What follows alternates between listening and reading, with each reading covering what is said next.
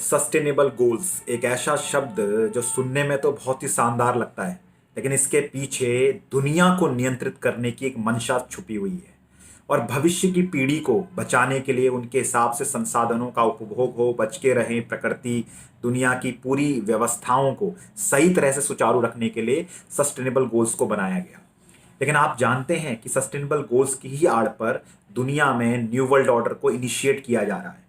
और world economic forum की बात करें, चाहे हम बात करें देश के अंदर पे किसी भी तरह से व्यवस्था परिवर्तन की, तो जो वैश्विक व्यवस्थाएं पूरी दुनिया में एक समान चलाने पे लगी हुई हैं, एक वर्ल्ड ऑर्डर पास करने पे लगी हुई है, वही सब कुछ सस्टेनेबल गोल्स के तौर पे हो रहा है।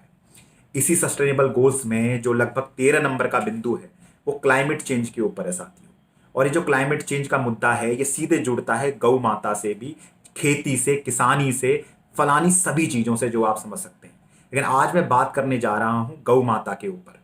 आपने देखा कि पिछले कुछ दिन पहले ही लगभग 6 तारीख को, 6 फरवरी 2023 को भारत सरकार का जो जीव जंतु कल्याण बोर्ड है, animal welfare board of India, उसने सीधे तौर पे मिनिस्ट्री ऑफ जो हमारी डेयरी फिशरीज एंड पशु मंत्रालय है, सीधे तौर पे उसके आधार पे ये बात लोगों के बीच में रखी कि 14 फरवरी को क्यों ना हम वैलेंटाइन डे की स्थान पर एक काउ हग डे मनाएं, मतलब गौ आलिंगन दिवस मनाएं, जिसमें हम गौ माता को प्रेम करें और गाय के गले मिलें। और इस तरह से भारतीय परंपराओं को बढ़ाने के लिए हमें प्रयास करने चाहिए। और क्योंकि पाश्चात्य का बहुत प्रभाव होता जा रहा है, तो इस तरह से एक नोटिफिकेशन सीधे तौर से अपनी तरफ से animal welfare board of India ने रखा। अब आप कमाल की बात देखिए, ठीक इसके 4 दिन बाद हल्ला कटा पूरे देश में, बातचीत हुई, ये बात उड़ती उड़ती दूर दुनिया पश्चिम तक पहुंच गई, यूरोप में नाची, अमेरिका में नाची, तमाम तरह के पत्रकारों ने, दुनिया की इंटरनेशनल मीडिया में से चर्चा हुई। भारत के जो गौद्रोही तबका है, जो गाय का नाम लेते ही जिनकी मां मर जाती है, वो तुरंत परेशान हो उठे कि अब क्या करेंगे करके। और खैर जो भी खेल ये हुआ 3-4 दिन के अंदर, लेकिन हैरानी और बड़ी ही लज्जाजनक बात है कि तथाकथित हिंदूवादी सरकार के इस दौर पर जो गौ आलिंगन दिवस की घोषणा की गई थी, वो लगभग 4 दिन बाद ही वापस ले ली गई। और 10 फरवरी को animal welfare board of India कहता है कि हम इसको विड्रॉ करते हैं और कोई गौ आलिंगन दिवस नहीं मनाया जाएगा। अब आप सोच रहे हैं कि आखिर ऐसा हुआ तो हुआ क्यों? तो ये बात अगर आपने सोचनी है तो इसके लिए आपने जाना पड़ेगा सस्टेनेबल गोल्स की ओर पे। तो देखिए, पहली बात तो सस्टेनेबल गोल्स में जो क्लाइमेट के बारे में बात कही जा रही है, 13वें नंबर का जो बिंदु है, इसमें कुछ दिनों पहले एक रिसर्च पब्लिश करी उस नासा ने जो हर तरह से नाश करने में लगी रहती है। भारतीय नहीं, दुनिया की जो स्वदेशी, उस देश की अपनी संस्कृति होती है, अपना पूरा व्यवस्था होती है, स्वदेशी व्यवस्था, उसको बर्बाद ये करना चाहती है। तो नासा ने एक नाश करने वाली रिसर्च दुनिया के सामने रखी। और रिसर्च ये थी कि गौ माताओं के, अर्थात गायों के डकार से ग्लोबल वार्मिंग इतनी ज्यादा बढ़ रही है, मिथेन इमिशन हो रहा है। और ये किसके बराबर है? जो एक हम गाड़ी चला रहे हैं, कार चलाते हैं, वो जितना कार्बन डाइऑक्साइड एमिशन करती है एक साल में, छोड़ती है एक साल के अंदर पे, लगभग उतना ही सब कुछ आंकड़ा एक गाय का भी है। और आप देखिए कि ये जो पूरी डकार की जो इन्होंने रिसर्च करी, ये सीधे तौर पर जो घूम रही थी, ये साबित करती है कि गाय प्रकृति के लिए कितनी बड़ी नुकसानदेह चीज है। और गाय की डकार से हमारी पृथ्वी संकट में है, इससे ग्लोबल वार्मिंग बढ़ रही है। इसी चीज के कारण न्यूजीलैंड की सरकार ने कुछ दिनों बाद, जब ये रिपोर्ट प्रकाशित हो गई, उसके बाद उन्होंने क्या किया कि अपने यहां पर एक कानून बना दिया कि लाइसेंस लेना पड़ेगा, गायों को रखने के लिए सीमित करना पड़ेगा। और इसके कारण गायों को नियंत्रित किया जाए, गौवंश को नियंत्रित किया जाए, और ज्यादा गाय ना पल सकें, और धीमे धीमे इनकी जनसंख्या को भी कम किया जाए, अर्थात गायों का कटान हो या वो मरे, या उनका जनन ही ना किया जाए, उनका संवर्धन ही ना हो सके। और इसी की खबर आपको राजस्थान के अंदर भी सुनाई दी थी भारत में शायद, कि अब गाय रखने वालों को लाइसेंस लेना पड़ेगा। और सीधे तौर पे ये उसी सस्टेनेबल गोल्स का तरीका है जो कोई न्यूजीलैंड ने किया है, वो अब भारत में भी थोड़े दिनों बाद होने वाला है। लेकिन बात गजब की ये है कि गायों की डकार से जिन लोगों को ग्लोबल वार्मिंग दिख रही है, वो ये नहीं समझ पा रहे कि गाय जो है, अगर आप पेस्टिसाइड की बात क्यों नहीं करते ग्लोबल वार्मिंग की, आप बात ये क्यों नहीं कह रहे कितनी ग्लोबल वार्मिंग बढ़ रही है, अकेले धरती खराब हो रही है, प्रदूषण बढ़ रहा है, हर तरह की बीमारियां इससे खड़ी हो रही हैं। और पेस्टिसाइड से लेकर हमारे यहाँ पर जितना यूरिया है, डीएपी है, इसके अलावा जितनी भी चीज़ें हम महसूस करते हैं, खाते हैं, अन्न, हाइब्रिड जो अनाज दिया जा रहा है, जीएम के फसलों को उगाया जा रहा है, बीजों को उगाया जा रहा है, ये सब चीज़ें कई गुना ज़्यादा ग्लोबल वार्मिंग को बढ़ाती है। अकेली जो फैक्ट्रीज है जो दुनिया में चलती है, वो लगभग 25% से ज़्यादा, जो भी आंकड़ा है, लगभग इतना ग्लोबल वार्मिंग अकेले कर देती है। पूरी दुनिया में जितना ग्लोबल वार्मिंग की जाती है उसमें 65% से भी अकेले ज़्यादा योगदान अकेले मानव जाति का है। तो क्यों ना मानवों को खत्म कर दिया जाए। खैर, इसके लिए भी योजना चली रही है। आप जानते ही हैं कि पिछले 2 वर्षों में एक ऐसी बीमारी के नाम पर आपको डिपॉपुलेट करने का ऐसा ढंग अपनाया गया कि रहस्यमयी मौतें, हार्ट अटैक और ब्रेन हैमरेज से आप परिचित होते ही जा रहे हैं। और जो लोग इस चीज़ से सक्रियता से जुड़े हैं वो इस बात को तो महसूस करते ही हैं कि ये बिल्कुल सटीक बात है, और शायद ग्लोबल वार्मिंग का बढ़ने के कारण ही मानवों को तो ख़त्म किया ही जा रहा है। और इसी में आगे बढ़ते बढ़ते इन्होंने गायों के साथ भी यही प्रयोग कर दिया है। तो गाय जो अपने आप में अपने गोबर के द्वारा पूरे खेतों का प्रदूषण दूर कर सकती है, पूरे जहर को खत्म कर सकती है। और गाय अपने आप में इतने समाधान देती है, जिसके गोबर से, जिसके घी से, यज्ञ के द्वारा ये प्रकृति शुद्ध होती हो। ग्लोबल वार्मिंग छोड़िए, जीवाणु, बैक्टीरिया, वायरसेस जो खत्म होते हों। यत्व गसित गतम पापम देहे तिष्ठति माम के प्राशनात पंचगव्यस्य दहत्व अग्नि रिवेंधनम।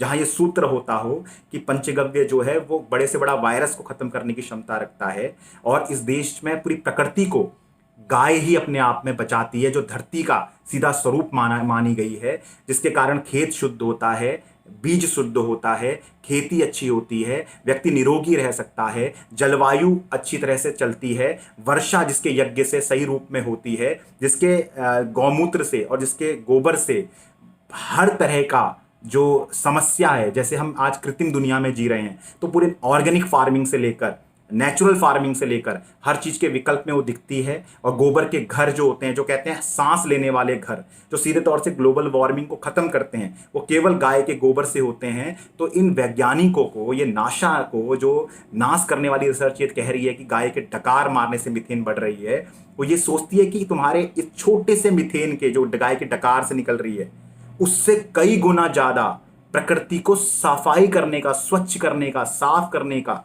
ग्लोबल वार्मिंग को खत्म करने का कार्य ही नहीं, महत्वपूर्ण भूमिका गाय अदा करती है। लेकिन ये बात नासा के नाश करने वाले विदेशी प्रभाव के गौद्रोही, गाय का मांस जिनको खाना हो, वो लोग क्यों चाहेंगे भला? और यही कारण है कि ऐसी रिसर्च को लाया गया। तो सीधे तौर पे भारत की सरकार ने जो ये शर्मनाक डिसीजन लिया और सीधे तौर पे दुनिया के प्रभाव में आकर गाय आलिंगन दिवस को विड्रॉ कर दिया, पहले खुद ही कहा और फिर खुद ही वापस ले लिया, तो कौन सी आज़ादी का शंखनाद कर रहे हैं आप? कौन सी आज़ादी का अमृत महोत्सव मना रही है भारत सरकार? आप आज़ादी का अमृत महोत्सव नहीं, आप गुलामी का अमृत महोत्सव मनाइए। क्योंकि देश, कोई भी संप्रभुता को प्राप्त देश, जो व्यक्ति, जो देश ये कहता है कि वो सोवरिन देश है, सोवरिन स्टेट है, अपने फैसले स्वयं ले सकता है, वो भारत के मानस में, जिस देश में गाय और गोविंद का देश है, ये भगवान राम कृष्ण की परंपरा, राम मंदिर हम बना रहे हैं, जो राम जी गौ माता की महिमा गाते गए, गोरक्षक रहे जो अपने आप में, जिनके जो पूर्वज हैं, दिलीप हैं, जो रघु के पिता हैं, जो वो हमेशा गौ माता की सेवा से जिन्होंने सब कुछ किया, प्रकृति को शुद्ध किया, वन वन चलते थे, गौ की माता की सेवा करते थे और यज्ञ आदि कर्म करते थे, गौ माता के गोबर के और घी को डालकर अग्नि से प्रकृति को शुद्ध करते थे। गौ माता जिन वनों में चढ़ती है, वहाँ पर जब गोबर करती है, गौमूत्र करती है, तो वन जो है वो प्राकृतिक रूप में आगे बढ़ते हैं, उनकी ग्रोथ बढ़ती है, वो विस्तारित होते रहते थे। हजारों लाखों वर्ष से ये वन बने रहे अपने आप में, तो गाय वहाँ चलती रही, वन खिलते रहे। जहाँ ऐसी चीज़ रही हो वहाँ पर वनों को काट रहे हैं आप हेक्टायर्स ऑफ लैंड को ख़त्म कर रहे हैं। उत्तराखंड के अंदर थानों, एक जो स्थान है, वहाँ पर एयरपोर्ट बनाने के लिए आपने हजारों पेड़ काट दिए। आपने वहाँ पर डबल लेन के मार्ग के लिए पूरे पहाड़ों को काट काट के वहाँ पर रोडों को बना दिया है। वहां पर आपने सीधे तौर पर ग्लोबल वार्मिंग का नाश देखिए। आप महायंत्रों के आविष्कार के कारण आप पूरी धरती को विनाश की ओर ले जा रहे हैं, और आप सीधे तौर पर दोष देते हैं गाय की डकार को, जो नासा के रिसर्चर हैं। तो मेरा तो ये वीडियो बनाने का उद्देश्य इतना सा है कि ये जो पूरा ड्रामा हुआ, इस ड्रामे के पीछे सस्टेनेबल गोल्स है, और वर्ल्ड ऑर्डर जो है वो गाय को ख़त्म इसलिए करना चाहता है क्योंकि अगर एक भी गाय शुद्ध रह गई धरती पर, जो भारत में ही उपस्थित है। तो आप ये लगा लीजिए, न्यू वर्ल्ड ऑर्डर अपने मुकाम को कभी प्राप्त नहीं कर पाएगा, और अकेली गाय बराबर स्वदेशी गौ माता ही अकेला वो मास्टर की है जो पूरी दुनिया ही नहीं, भारत तो भारत, पूरी दुनिया को, पूरी दुनिया के बीजों को, पूरी दुनिया की खेती को, पूरी दुनिया की कृषि को, पूरी दुनिया के जलवायु को, पंच के जो हमारे तत्व हैं अपने आप में, भूमि हो गया, गगन हो गया, अग्नि हो गया, वायु हो गया, जल हो गया, इन सभी को शुद्ध करने का, इनको सही रखने का, संतुलन बना के रखने का काम अकेले गाय कर सकती है। लेकिन जो यूएन है हमारा, और जो दुनिया के ये नासा जैसे नाश करने वाले रिसर्च वाले लोग हैं, इन्होंने पहले खुद ही ट्रैक्टरों को लाया, महायंत्रों का आविष्कार करवाया, उसके द्वारा ये लगे हुए हैं, पूरी दुनिया की खेती चौपट करी इन्होंने, पूरी दुनिया की जलवायु चौपट करी इन्होंने, फैक्ट्री ये चलाते जा रहे हैं, कंपनीज ये रन कर रहे हैं, आईटी की दुनिया में लाकर इन्होंने भयंकर ग्लोबल वार्मिंग इस आईटी से उपकरणों से, ये जो वीडियो मैं आपको बना रहा हूँ इससे ग्लोबल वार्मिंग बढ़ रही है धरती पे। इस सब चीजों पे ये चुप हैं, लेकिन इतनी छोटी सी चीज इन्होंने गाय की डकार को देख लिया। आप सोचिए तो कितना बड़ा षड्यंत्र गायों के ऊपर लेकर ये आ रहे हैं। और यही कारण है कि भारत की सरकार उन सस्टेनेबल गोल्स के आधार पर, उस वर्ल्ड इकोनॉमिक फोरम के कारण, और उसी जो दुनिया को नियंत्रित करने वाली सत्ताएं हैं उनके अधीन होकर यह तथाकथित हिंदूवादी सरकार ने इस फैसले को वापस ले लिया। और ये शर्म का विषय है, क्योंकि आप आज़ाद देश के लोग नहीं हैं, और ना ये सरकार आज़ाद है, क्योंकि अगर ये आज़ाद होती तो कुछ कुत्ते अगर भौंक भी रहे थे तो इनको फर्क क्या पड़ जाता। और ये बात करते हैं हिंदू राष्ट्र की, ये बात करेंगे हिंदुओं को कि हिंदुओं के हितों की, ये बात करेंगे राम जी की, लेकिन इतनी छोटी छोटी घटनाओं में यदि आप डर जा रहे हैं तो आप सोचिए कि आप आज़ादी के नाम पर, अमृत महोत्सव के नाम पर तो ठगी रहे हैं देश को, और गाय के नाम पर इससे बड़ा दुराग्रह क्या होगा कि आप खुद ही हाथ बढ़ाते हैं और फिर खुद ही पीछे ले लेते हैं। आखिर ये क्यों हुआ और इसके पीछे क्या षड्यंत्र है? मंतव्य सोचिएगा। और मेरा आपसे अंतिम निवेदन ये है कि भारत सरकार के पास गाय के मुद्दे को लेकर पहुंचिए। ये जहां पीछे होते हैं इनके सामने इस मुद्दे को डालिए, क्योंकि सरकार भी उनके प्रभाव में आकर इस देश की गौवंश और गाय को खत्म कर रही है। ये काव हगडे खत्म नहीं हुआ, केवल गौ आलिंगन दिवस खत्म नहीं हुआ है, ये इस देश में गाय की आवाज को खत्म करने की बात है। ये इस घटना को आप इतना सरल पे मत लीजिएगा कि एक मात्र गौ आलिंगन दिवस पर सरकार ने अपने स्टैंड को पीछे लिया है। सरकार तो पूरी तरह से गाय के नाम पर और गौ के हित में जब इतने छोटे मुद्दे में पीछे हट गई है, तो सोचिए केंद्रीय कानून के बारे में, गोमाता राष्ट्रमाता के बारे में वो विचार आखिर कब करेगी। तो अभी मौका है हमारे पास।